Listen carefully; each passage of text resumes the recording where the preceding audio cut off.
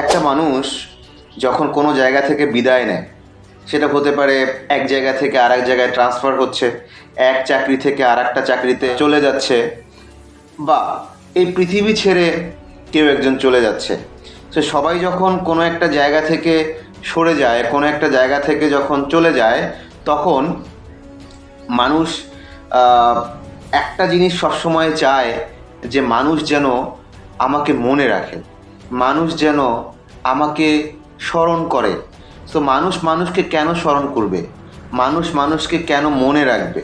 এর একটাই কারণ, আমরা সবাই জানি, মানুষ মানুষকে স্মরণ করে মানুষের কর্মের কারণে। মানুষ মানুষকে স্মরণ করে মানুষ যা যা করেছে, সেই করার মধ্য দিয়েই কিন্তু মানুষ আসলে বেঁচে থাকে। ধরেন আপনি খুব ভালো একটা কাজ করেছেন, আপনি কোনো একটা প্রতিষ্ঠানে ছিলেন, খুব ভালো একটা কাজ করেছেন ওই প্রতিষ্ঠানের জন্য, ওই প্রতিষ্ঠানের এমপ্লয়ীদের জন্য, বা আপনি কোনো একটা দেশে ছিলেন, ওই দেশের মানুষের জন্য কাজ করেছেন, ওই দেশের জন্য কাজ করেছেন, ভালো কোনো কাজ করেছেন, মানুষ আপনাকে ভালোবেসে স্মরণ করবে। ঠিক সেম ওয়েতে আপনি একটা কোনো প্রতিষ্ঠানে ছিলেন, আপনি ওই প্রতিষ্ঠানের সর্বোচ্চ ক্ষতি সাধন করেছেন, করার পরে আপনি ওখান থেকে মুভ অন করেছেন, আপনি চলে গিয়েছেন, মানুষ কিন্তু আপনাকে ভালোবেসে স্মরণ করবে না, মানুষ কিন্তু আপনাকে ঘৃণার চোখে দেখবে এবং ঘৃণা নিয়েই কিন্তু আপনাকে স্মরণ করবে। সো এই কথাগুলো বলার একটাই কারণ, আজকে বাংলাদেশের আলোচিত বিষয় সেটা হচ্ছে সাকিব আল হাসানের বিদায়। এই বিদায়টা কতটা গ্র্যান্ড হতে পারত, এই বিদায়টা কতটা সম্মানসূচক হতে পারত, এই বিদায়টা কতটা বেদনা বিধুর হতে পারত, এই বিদায়টা কতটা স্মরণীয় হতে পারত। কিন্তু এই বিদায়টা এখন হয়ে দাঁড়িয়েছে একটা লুকোচুরির বিদায়, একটা রাগ ঢাকের বিদায়। এটার কারণটা কি? এটা কারণটা ওই যে কর্ম। একদিকে ক্রিকেটার সাকিব আল হাসানকে বাংলাদেশের কোটি কোটি ক্রিকেট প্রেমী থেকে শুরু করে সাধারণ মানুষ পর্যন্ত ক্রিকেটার সাকিব আল হাসানকে খুব পছন্দ করে, ক্রিকেটার সাকিব আল হাসানকে খুব ভালোবাসে, না ভালোবাসার কোনো কারণ নেই। যদিও তেমন কোনো ইন্টারন্যাশনাল ট্রফি হয়তো আসেনি তার হাত ধরে, বাট তার হাত ধরে কিন্তু বাংলাদেশ ক্রিকেট, এই যে ব্র্যান্ডটা, এই ব্র্যান্ডটা কিন্তু বহির্বিশ্বে খুব ভালোভাবে ছড়িয়েছে। যে বহির্বিশ্বে বাংলাদেশের নামটাকে এত বেশি পরিমাণে ছড়ানোর মধ্যে ক্রিকেটের দিক থেকে সাকিব আল হাসান ওয়াজ টপ, রাইট? সো ওই দিক থেকে বিবেচনা করলে সো বাংলাদেশের ক্রিকেটের পোস্টার বয় বলা চলে সাকিব আল হাসানকে। বাট আজকে তার বিদায় মোমেন্টে মানুষ কিন্তু তাকে স্বতঃস্ফূর্তভাবে আনন্দের সাথে বা দুঃখ ভারাক্রান্ত হৃদয়ে, হ্যাঁ, বিদায়ের যে কিছু কিছু ব্যাপার থাকে, যে মানে আনন্দের সাথে বিদায় দেয়া বা মানে মানুষ দুঃখও পাচ্ছে না, আনন্দও পাচ্ছে না, কেমন একটা মিশ্র প্রতিক্রিয়ার মাধ্যমে তাকে বিদায় দিতে হচ্ছে। সো এই যে মিশ্র প্রতিক্রিয়া, আসলে এটা তৈরির পিছনে কিন্তু সাকিব আল হাসানেরই অবদানটা বেশি। কেন?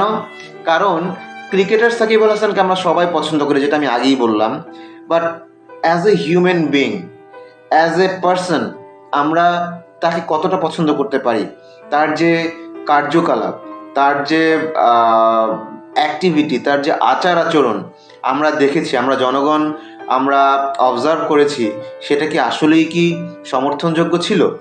ব্যক্তি সাকিব ছিলেন অ্যারোগেন্ট, ব্যক্তি সাকিব ছিলেন নিয়ম ভঙ্গ করার বরপুত্র, ব্যক্তি সাকিব ছিলেন চাটুকার, ব্যক্তি সাকিব ছিলেন সুযোগ সন্ধানী, ব্যক্তি সাকিব ছিলেন নিষ্ঠুর, ব্যক্তি সাকিব ছিলেন একটা চরম বেয়াদব। সো মানুষ আপনার পারফরমেন্সকে সাপোর্ট করবে, but at the same time মানুষ কিন্তু আপনার ব্যক্তি জীবনটাকেও কিন্তু জাজ করবে, because you are the star, you are the public figure. So আপনি যখন পাবলিক ফিগার হয়ে উঠবেন, আপনি যখন স্টার হয়ে উঠবেন, আপনি যখন আইকন হয়ে উঠবেন মানুষের, আপনি তখন আপনার পার্সোনাল লাইফ এবং প্রফেশনাল লাইফকে আপনি আলাদা করে রাখতে কখনোই পারবেন না। মানুষ আপনার পার্সোনাল লাইফ এবং প্রফেশনাল লাইফ দুইটাকে নিয়েই কিন্তু আপনাকে মানুষ জাজ করবে, যেমনটা এখন জাজ করছে। মানুষ না পারছে আপনাকে খুব আনন্দের সাথে খুব গ্র্যান্ড করে আপনাকে বিদায় দিতে, না পারছে আপনার তীব্র সমালোচনা করতে, কারণ মানুষ আপনাকে কোনো না কোনো ক্ষেত্রে বা কোনো না কোনো জায়গায় এতটাই ভালোবেসেছে যে মানুষ আপনার পার্সোনাল লাইফের যে প্রবলেমগুলো, সেই প্রবলেমগুলোকে তীব্রভাবে ঘৃণা করতে পারছে না, কারণ আপনাকে ভালোবেসে ফেলেছে। আবার অ্যাট দ্য সেম টাইম যে ফ্যান, যে আপনাকে খুব ভালোবাসে, সে তার নীতি নৈতিকতার দিক থেকে যখন বিচার বিশ্লেষণ করে আপনাকে, তখন দেখে যে আপনি সর্বনিকৃষ্ট একজন মানুষ। সো মানুষ একটা মিশ্র প্রতিক্রিয়ার মধ্যে আছে, মিশ্র অনুভূতির মধ্যে আছে, মিশ্র অনুভূতির মধ্য দিয়ে যাচ্ছে যে আপনাকে বিদায়টা কিভাবে দিবে। বাট আপনার বিদায়টা এরকম হওয়ার ছিল না। আপনি যদি সত্যি নিজেকে মানুষ হিসেবে, যদি একজন সাচ্চা ভদ্রলোক হিসেবে যদি নিজেকে প্রতিষ্ঠিত করতে পারতেন, আজকে আপনার এই বিদায়টা আরও অনেক বেশি গ্র্যান্ড হতে পারতো, আরও অনেক বেশি স্মরণীয় এবং বরণীয় হতে পারতো, এবং আপনাকে মানুষ সম্মানের সাথে বিদায় দিতে পারতো। বাট আজকে আপনি বাইরে থেকে আপনি বলা যায় যে ফেরারি আসামির মতো আপনি পাকিস্তানে খেলছেন, আপনি ইন্ডিয়াতে খেলছেন, আর আপনি দেশের মাটিতে আসতে ভয় পাচ্ছেন only because of what you did in the past. আপনাকে মানুষ, ব্যক্তি সাকিবকে কখনোই মানুষ পছন্দ করে নাই, শুধু ক্রিকেটার সাকিবকে পছন্দ করেছে। আপনি অ্যারোগেন্ট ছিলেন, আপনি বেয়াদব ছিলেন, আপনার অনেক চারিত্রিক সমস্যা মানুষ খুঁজে বের করেছে। রিসেন্টলি আপনার ফ্যামিলি নিয়ে যে ধরনের রিউমার, যে ধরনের মিডিয়া কভারেজ আপনি দিয়েছেন, আপনি নিজেই দিয়েছেন, এই জিনিসগুলো আসলে কিন্তু মানুষ খুব হার্ট হয়েছে এই জিনিসগুলোতে, যেটা মানুষ আসলে নিতে পারেনি। সো এই আজকের এই বিদায়টা আরও গ্র্যান্ড হতে পারতো, আরও স্মরণীয় হতে পারতো, যেটা আপনার কারণে হয়নি, যেটা আপনার কৃতকর্মের কারণে হয়নি। সো আপনি আজকে বিদায় নিচ্ছেন, এত সুন্দর একটা বর্ণাঢ্য একটা ক্যারিয়ার থাকার পরেও আপনি বিদায়টা সুষ্ঠুভাবে নিতে পারেননি, বিদায়টা দেশের মাটিতে নিতে পারেননি, বিদায়টা সম্মানের সাথে নিতে পারেননি। এটা ব্যক্তি সাকিবের সবচেয়ে বড় ব্যর্থতা। বাট ক্রিকেটার সাকিব, আপনি বাংলাদেশের জন্য যতটুকুই দিয়েছেন, আমি বলবো সেরাটাই দেওয়ার চেষ্টা করেছেন সবসময়। বাট এটাও কোনো না কোনো ক্ষেত্রে এখন এসে মনে হয় যে এটা আপনি নিজের জন্য করেছেন।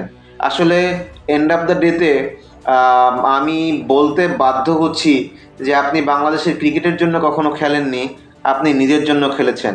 আপনি বাংলাদেশের ক্রিকেটটাকে জাস্ট আপনার নিজের উপার্জনের একটা মাধ্যম হিসেবে আপনি এতদিন ধরে ব্যবহার করেছেন, এবং যেখানে আপনি ভালো পারফর্ম করেছেন এবং সেই পারফরমেন্সের মাধ্যমে আপনি টাকা ইনকাম করেছেন, এবং সেই টাকাকে আপনি কখনো এভাবে মূল্যায়ন করেননি যে এটা কি প্রপার চ্যানেলে আসতেছে না, মানে না ইনঅ্যাপ্রোপ্রিয়েট চ্যানেলে আসতেছে। আপনি কখনো এই জিনিসটা মূল্যায়ন করেননি মিস্টার সাকিব। সো হাউএভার, পরবর্তী জীবনে আপনি কোথায় থাকবেন, কি করবেন না করবেন, সেটা আপনি ভালো জানেন। বাট যেখানেই থাকবেন, যেভাবেই থাকবেন, ভালো থাকবেন। আল্লাহ হাফেজ। Thank you. আসসালামু আলাইকুম।